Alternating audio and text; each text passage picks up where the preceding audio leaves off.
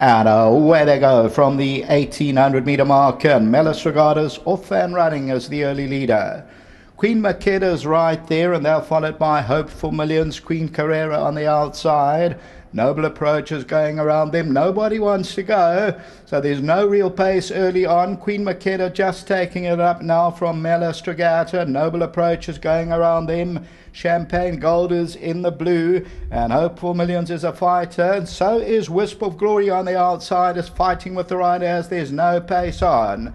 Then we drop back to Green Caviar. Oratorina's further back in the run. Just Gorgeous. Then comes Southern Dynasty. That's about 8 or 9 lengths off the leader at this stage. Sassy Queen is on the outside of runners. There's a number of fighters. Then comes Jamaica Bay, and Sweet Preserves the trailer about 10-11 lengths off the leader. Let's see how they're going to play that, because there is no pace on, and Queen Makeda leads it. Melis Regatta is just getting a flick with the whip at the rail to stay in touch, and Champagne Gold is on the outside.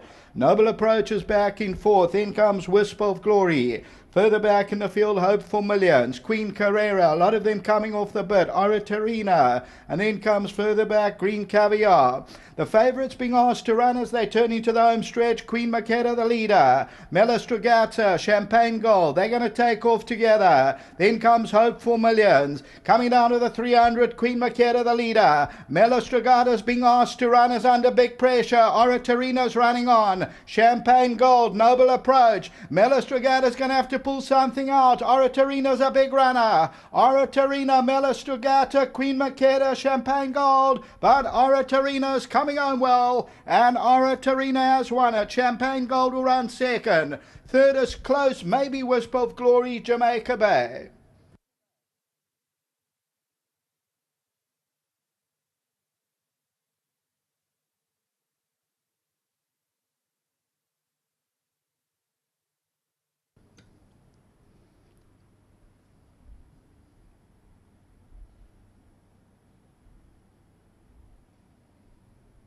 Number 4, ORATORINA. Look at this, just hands and heels. The Oratoria, another one for Warren Kennedy. This time it's Gavin Van Zyl, and she pays up 10.50 a win. Second to number 10, and that is Champagne Gold. Third place, Wisp of Glory will just make that third placing. That's at 6 rand a place. Kevin fancied that one. And then Jamaica Bay.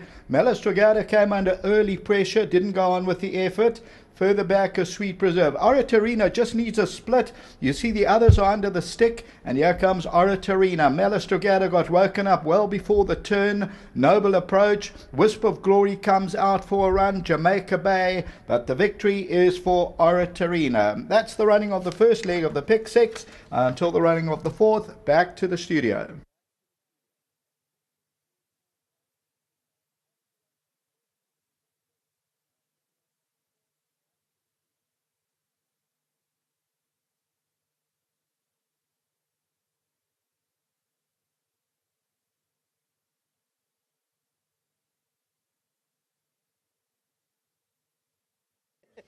Jumping up in distance, ORATORINA has come through to win a good contest, finding the splits and racing away from the opposition.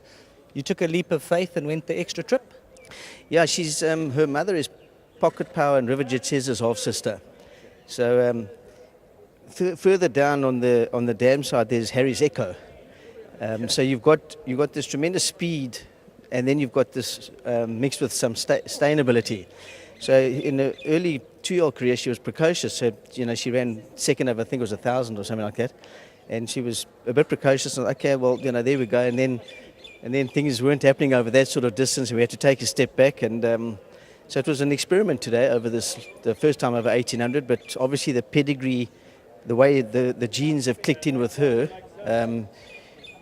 she's obviously got that CT or that, rather than I think it's a CT and TT, or CC, CT and TT are the sort of the genes that come into horses. They can take a test. There's overseas, I think they call it the, I don't know. We'll look that one up. It's nice, valuable information for the future. Yeah, it's Jim Bolger, a famous trainer in Ireland, actually invented it. There's a name for it. But anyway, they can take the blood of a horse and then actually see what its genetic, what its muscle structure is built to do. And so sometimes pedigree doesn't, always work well, but, the genes that come through, the different distances suit different horses. So it's a long story, but yeah, that's obviously what's happened here. Well done to Werner Ackerman. He's a real staunch supporter of our stable. He's got a horse with Chesney in Joburg or two, and he's got with Gareth, and he's a couple with Gareth, and he's got with me. And Werner, thanks very much. Well done to Werner and his wife, Nell Marie, and their son, Rainer. They're such wonderful people. And Warren rode a beautiful race, like you alluded to when she canted down. She was too wound up last time. She's pulling hard, and she started to settle now, and we're starting to get on top of her, and I'm sure she'll go on from here. Warren won't be able to tell us. Well done. Thanks very much, Sheldon. Warren Kennedy. Now, we mentioned last time she took quite a tug on the way down, and obviously just above herself that day. Yeah, she came back after a break and she was just above herself, Sheldon. She jumped out and she just overdid it. She never left me alone the whole way around the turn, and down the straight she compounded. Today, try to get her to relax in. Yeah, look, going the extra trip, automatic other gates, I wanted to switch off as best as I could and see from there what was going to happen, if she was going to pull plan B, but she switched off beautifully, very professional behind also. She was nice and quiet. She relaxed nicely. Didn't go that hard, went a nice, even, sort of sedatish pace, but this filly's got to turn her foot, and, she put into play that last 400.